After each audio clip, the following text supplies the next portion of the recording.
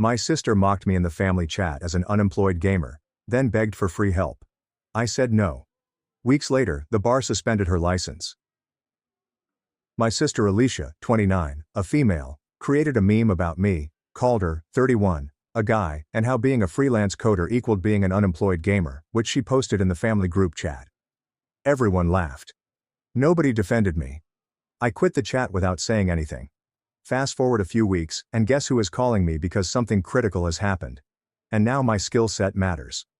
What began as her attempting to use me escalated into a full-fledged breakdown with attorneys, falsehoods, and some wonderful karma for which I did not have to lift a finger. You're going to enjoy this one. It becomes messy. Have you ever looked at your phone and knew it was ready to piss you off? That was me last Tuesday. I work as a freelance software engineer, so, while I was eating leftover Chinese and correcting a malfunctioning contact form for a client whose website appeared to have been time-traveled from 2007, I received a ping from a family group chat. For context, this chat was always a mess.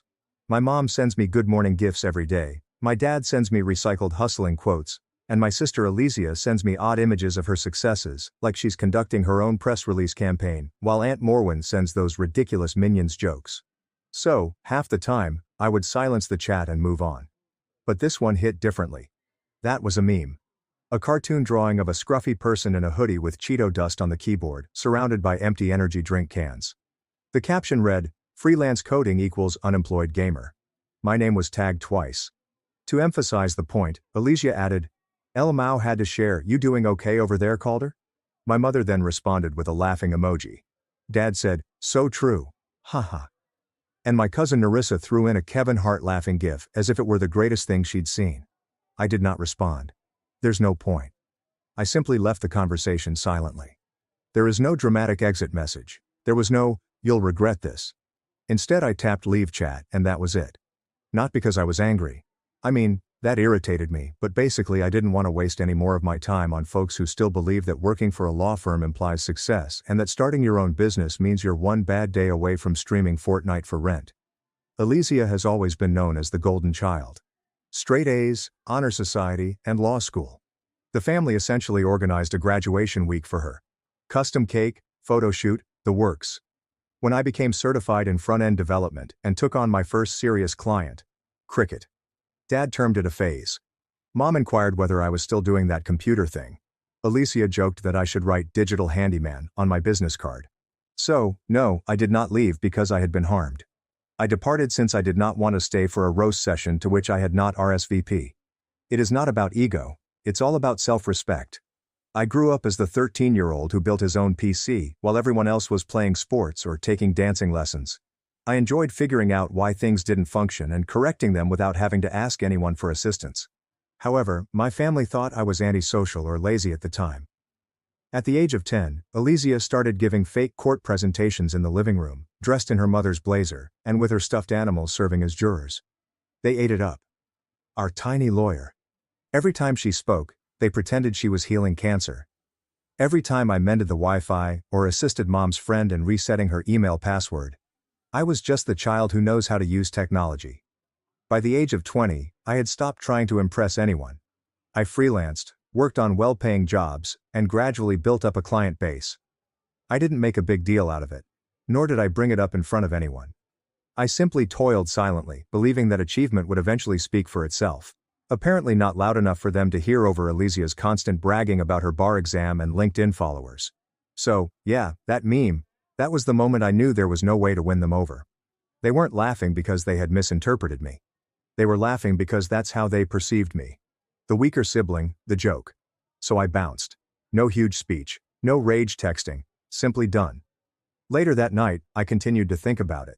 Not the meme itself, but how casual it felt for them. They acted without hesitation. Similarly, they don't hesitate to compliment Alicia on everything, including things I assisted her with in the background. Yes, that is a fun little detail. She once called me up, worried, since her company's internal portal was malfunctioning during a live conference. I fixed the CSS and JavaScript on the spot. Never asked for a thank you. I just did it because I am not petty. But guess who said she figured it out on her own on the following team call? So, no, I am not mad. I am not bitter. I'm done being the team mascot for a family that only applauds when the lawyer speaks. I screenshotted the meme not for retribution, but because I enjoy preserving receipts. especially for situations like this. It's strangely motivating, like a digital version of, they'll see. I returned to work. 3 tickets are in my inbox.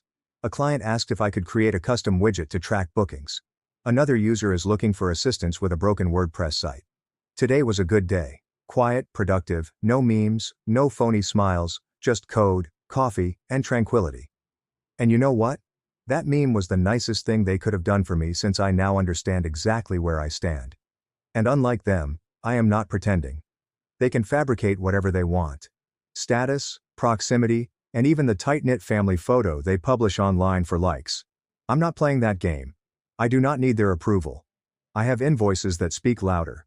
So imagine my disappointment when I received a text from Alicia 5 days later. There was no, hey. There was no, how are you? There was no sign of humility. Just pure panic. Alicia, I need your help, it's urgent. I think someone hacked my files. Something important might get leaked. I gazed at the message for a good 10 seconds, blinked, and then laughed out loud alone in my room like a crazy person. This was the same person who mocked me as a basement IT guy in front of my father's co-workers last Thanksgiving for wearing a sweatshirt instead of a blazer. Now she has urgent technical issues, and I suddenly appear. I didn't respond. Not right away. I took a screenshot and went back to work. We had a payment gateway integration to test. Her problem did not even make my top 5 of the day. The next morning she reiterated. Alicia, I'm serious. These files are strictly confidential. I could go into trouble.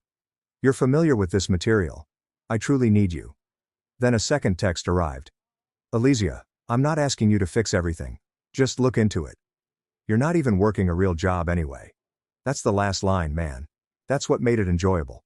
I could almost hear her voice in my thoughts. Smug, dismissive, as if asking me for help was a favor. Unemployed gamers have nothing better to do, right?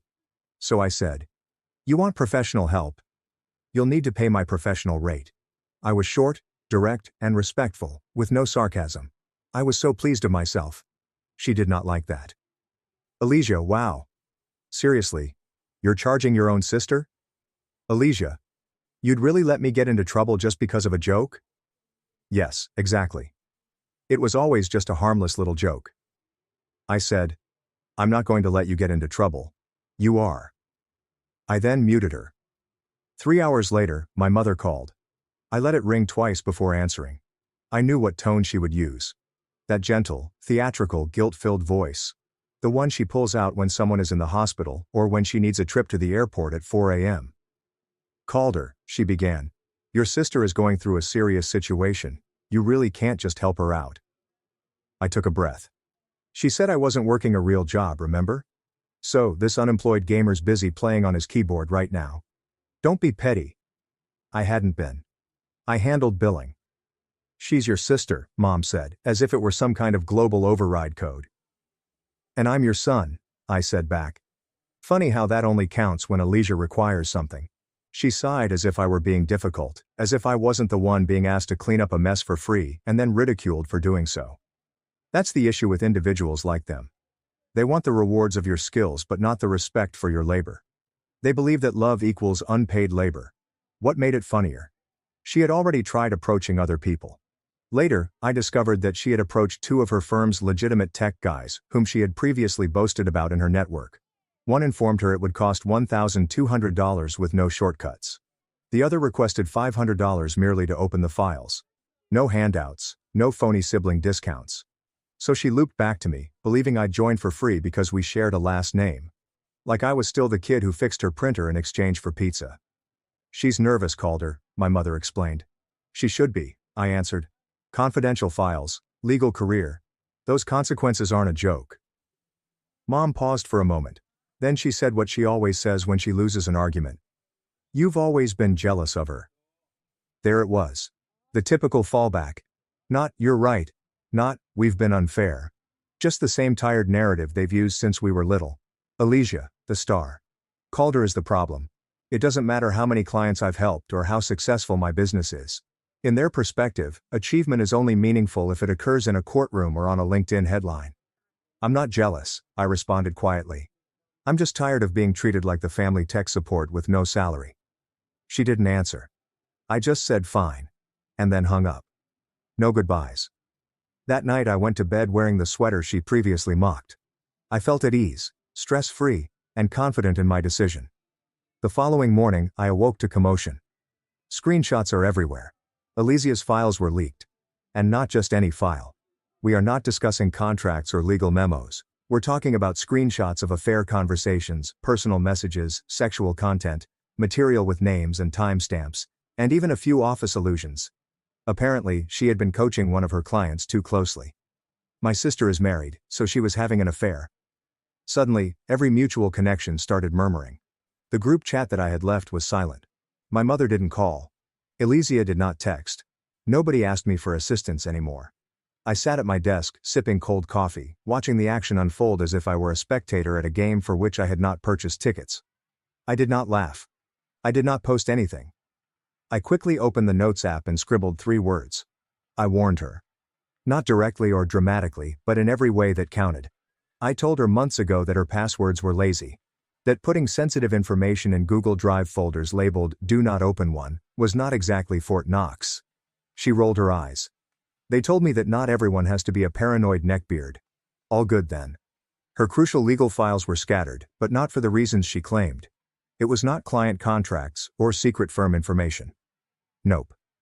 It became out that the hacked files included screenshots of explicit messages between her and one of her married clients.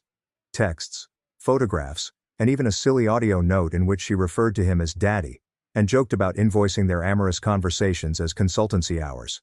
Professional, correct? The screenshots included names, timestamps, and her work email address in the corner.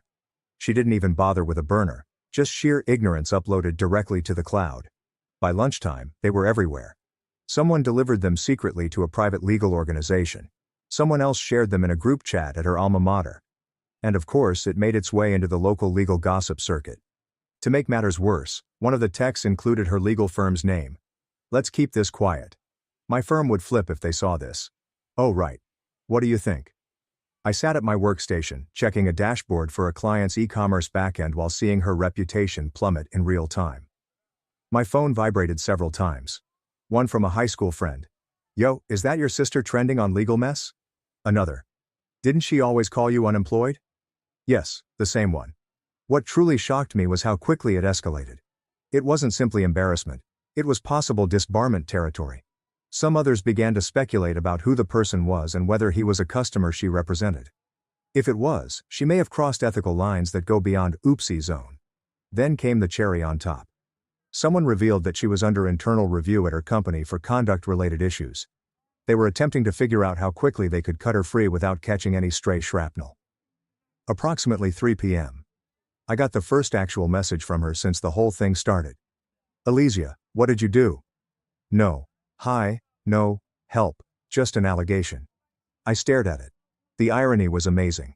She asked me to help her, refused to pay, and now believes I shared screenshots from her affair in retaliation. Nah, I'm not really bored. I accomplished nothing, yet it is still more than you deserve. I didn't even get a reply. She just sent a status update on WhatsApp saying, "People will lie when they feel threatened." Sure. You are the victim in this situation. You are the victim. By the evening, her spouse had gone into ghost mode, deleting his social media, removing their wedding photos from his site, and updating his bio to simply say, "Forward."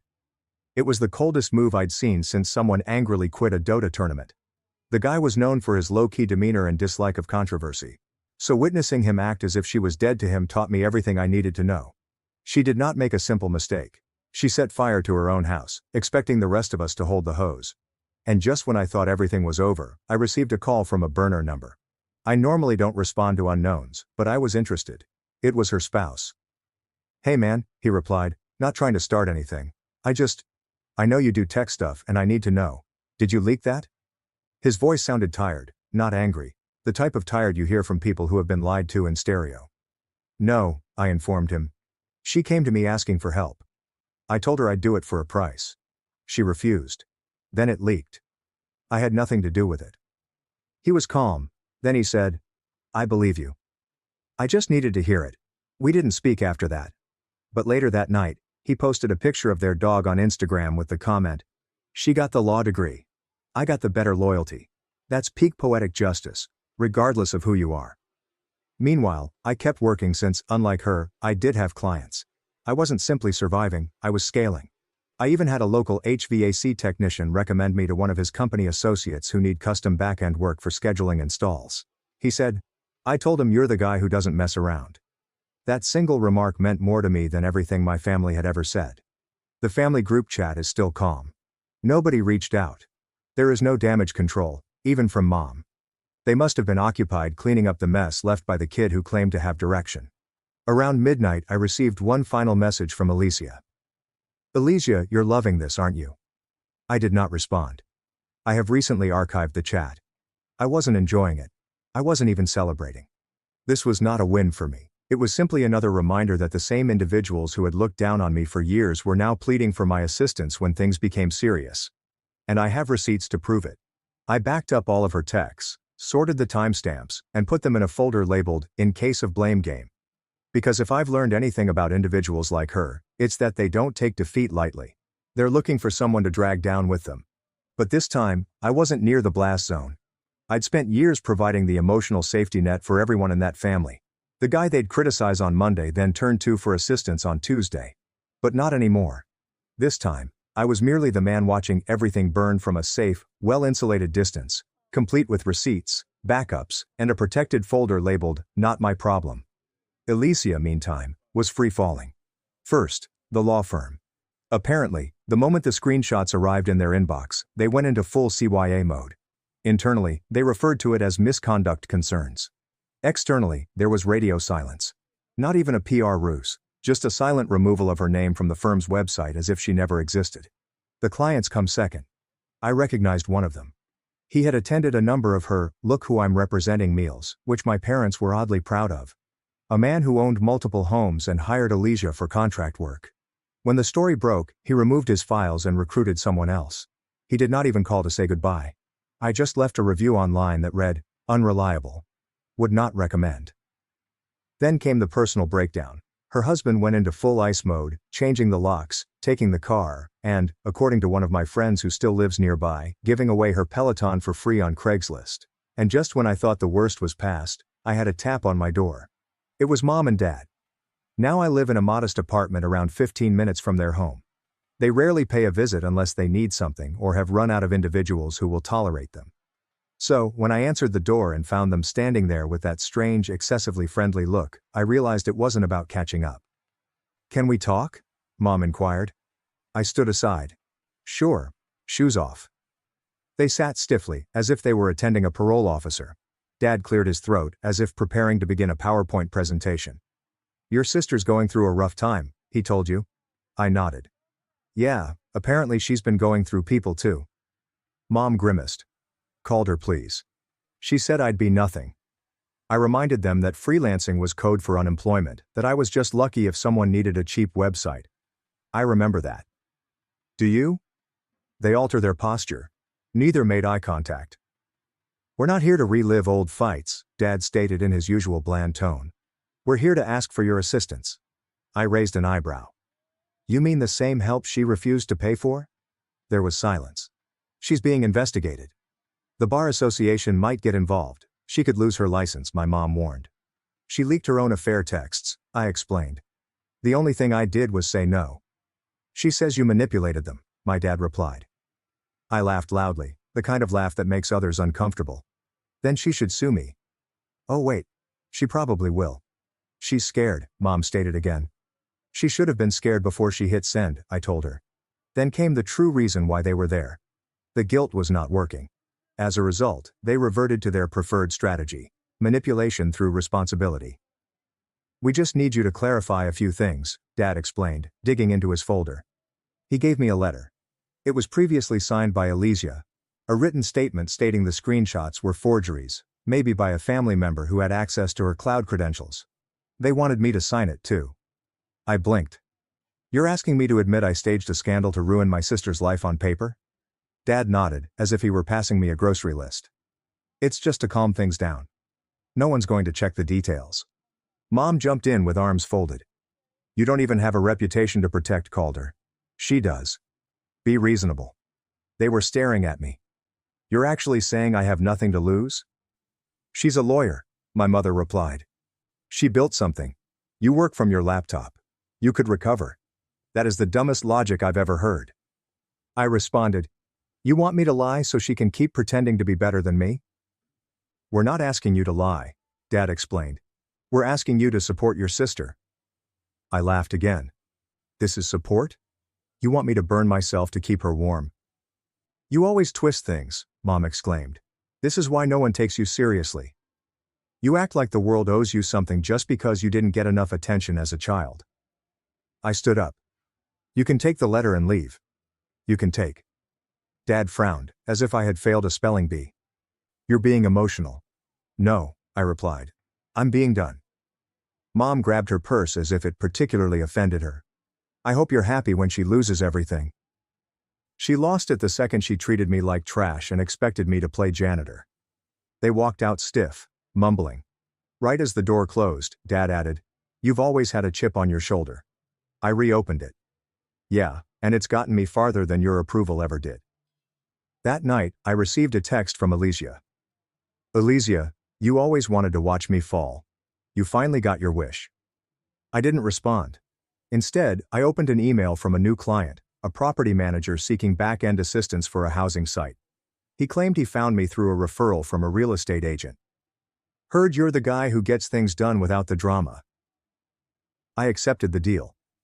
The next morning I received an unexpected DM on LinkedIn from someone I hadn't communicated with in years. Her former law school roommate. Hey, don't know if you heard but Alicia's been suspended. Word is she's blaming you. There it was. I had been expecting it. The pivot. The scapegoat maneuver. She did not merely fall. She needed to take someone with her. And because I was the one who said no, I became the antagonist in her little courtroom drama. That afternoon I received another mail from a company Alicia had applied to before all of this. Their hiring manager had watched the situation online and contacted me immediately. Would you be willing to consult with us instead? We'd love to work with someone reliable. I said yes. The new client was clean-cut, professional, and unconcerned about the noise. We saw your code samples and the feedback from Elm Creek Realty, he remarked over Zoom. You're clearly the guy for the job. That was it. There's no drama. No digging. Just respect. But while I was troubleshooting their tenant portal, Alicia was on a different mission. Damage control through deflection. The official legal notice arrived in my mailbox 3 days later. Subject: cease and desist. Notice of intent to take legal action. My immediate reaction was to laugh so hard I almost knocked over my coffee. The document was a poorly formatted PDF with her firm's letterhead, most likely a remnant from her office, and it was full of legal jargon strung together like it came from a template generator. It still had the Microsoft Word formatting lines visible, indicating that she saved it in a hurry and forgot to export clean. Real professional stuff from someone attempting to rebuild her reputation. She was suing me for defamation, intentional emotional distress, and, get this, malicious sabotage of professional reputation. I scrolled to the bottom. The claimed damages totaled $120,000. Yep. She attempted to sue me for 6 figures because she felt ashamed and wanted someone else to wear it. I sent the document to my attorney, a kind guy named Bramwell who I've worked with for years. Dude's built like a bouncer and speaks like a barista. He read it, and then sent me a voice memo that began, "Bro," and finished, "We're going to eat her alive." We issued a formal response, rejected everything, and moved to dismiss with prejudice. I've attached a neatly named folder containing screenshots of her pleading for aid, her refusing to pay, her admitting it was urgent, my refusal, and her later accusation of me. We also shared metadata logs that proved I never accessed her files, because I didn't. I couldn't have spilled something I'd never touched. What made it even better was that her Google Drive folder was unlocked. It was shared with a total of 3 persons. None of them is me. But guess who was on the list? Yep. The guy she was having consulting hour pillow conversation with. His personal Gmail is as plain as day. That alone invalidated her entire case. If it was leaked, it was either her or her male toy. I wasn't even inside the building, let alone the suspect lineup. The court date is 2 weeks away. At the time, I did not respond to her. I did not communicate with my parents either. Mom tried to call once. I declined. She responded with a passive-aggressive reply. You're blowing this out of proportion. Families don't sue each other. No, however, it appears that they try to frame each other when it suits their tail. I arrived early in the morning for the hearing. Not because I was anxious. I just wanted a decent seat at the circus. Alicia was already present, sitting stiffly alongside a junior associate I had never met before. I guess the firm didn't want their name associated with this crap. I'm guessing she found someone green or broke enough to take on her case. In any case, he appeared to be practicing law between DoorDash shifts. Anyway, she appeared to have not slept in a week. Dark circles. Flat expression. Like reality had finally hit her in the face, and she wasn't sure whether to cry or pretend it didn't hurt. Her lawyer began the court with a dramatic reenactment of Alicia's alleged reputation assassination, claiming that I had expert access to her devices, that I purposefully twisted private conversations to incriminate her, and that I had a personal hatred stemming from childhood jealousy. I nearly choked. Dude was reading from a screenplay, as if this were Suits. Then Bramwell got up. No manipulation occurred, he stated flatly. What happened was that the plaintiff kept sexual, damning content in a shared cloud folder with no encryption or password precautions, and then attempted to shift the blame onto the defendant, who refused to help her for free. He has produced paperwork proving she sought for assistance, refused payment, and then blamed him when the leak occurred. Then he brought us our receipts, which included timestamps, metadata, emails, logs, and a complete list of the IP addresses that accessed her Google Drive, none of which matched mine. But do you know who did match? Her affair partners. When Bramwell pointed it out, Alicia turned pale. Her lawyer attempted to pivot. I claimed I might have directed someone else to disclose it. The judge responded, "Do you have any evidence of that?" "No, Your Honor, but the timing is circumstantial." Move on. I almost gave Bramwell a high five in court. When it was Alicia's turn to speak, she delivered an unconvincing speech about treachery and my own brother turning on me. It was like seeing a student who had not studied try to give a presentation based on the Wikipedia synopsis. The judge eventually leaned forward and stared directly at her. "You didn't file a case. You filed a personal vendetta dressed up as a legal complaint. That's not justice. That's weaponizing the court system to clean up your own mess. And we don't play that game here. You should know this since you were a lawyer." Boom. Case was dismissed with prejudice. This meant she couldn't refile, try again, or take me through another round of crap. It was over.